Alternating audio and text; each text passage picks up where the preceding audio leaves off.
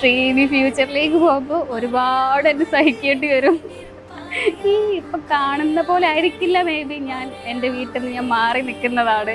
എന്നെ ഒരുപാട് സഹിക്കേണ്ടി വരും. പല കാര്യങ്ങളിലും ഞാൻ അമ്മയായിട്ട് അത്ര കണക്റ്റഡ് ആണ്. എന്തുണ്ടെങ്കിലും ഇപ്പം ഓഫീസ് കഴിഞ്ഞ് ഞാൻ വീട്ടിലേക്ക് പോകുമ്പം അമ്മ ചായ, അമ്മ അത് ഇതെന്ന് പറയുമ്പം അമ്മ ഉണ്ടായിരുന്നു എടുത്തു തരാൻ. ശ്രീ ഒരുപാട് സഹിക്കേണ്ടി വരും.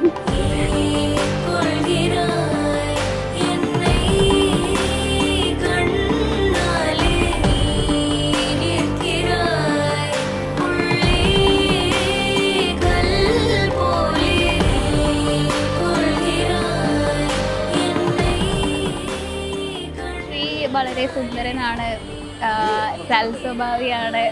ഇങ്ങനൊരു ചെക്കനെ എനിക്ക് തപസ്സിരുന്നാൽ പോലും കിട്ടൂല, കിട്ടത്തില്ല. ഒന്നേ ഉള്ളൂ, അതെനിക്ക് കിട്ടി. ഒന്നേ ഉള്ളൂ, അത് ഞാൻ അടിച്ചു മാറ്റിയിട്ടുണ്ട്. ഇനി വേറെ ആർക്കും കിട്ടൂല.